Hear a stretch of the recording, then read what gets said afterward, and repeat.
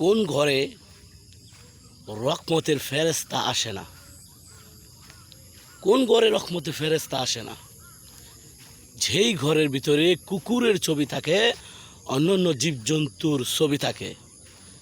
যদি ঘরের ভিতরে আপনার জীবজন্তুর ছবি থাকে, তাহলে রহমতের ফেরেশতা আপনার ঘরের ভিতরে আসবে না এবং আপনার ঘরের ভিতরে রহমত থাকবে না।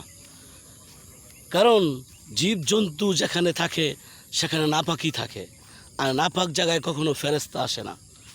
তবে আমি মনে করি যে এসব জিনিসগুলো, এই ছবিগুলো না রাখাই উত্তম। এটি রেখে তো আমার লাভ হইতেছে না। তাহলে কেন আমি কুকুরের ছবি রাখবো, ছবি রাখবো, কুকুরকে পালবো? কুকুরকে পালা তো তেমন কিছু লাভ নাই।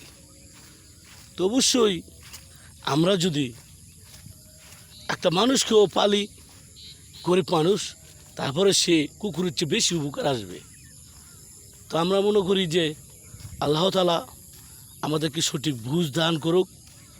আল্লাহ তাআলা যদি আমাদের সঠিক বুঝ দান করে, তাহলে আমরা অবশ্যই বুঝতে পারবো জীবজন্তুর ছবি রাখলে কখনো রহমতে ফেরেশতা ঘরের ভিতরে প্রবেশ করে না।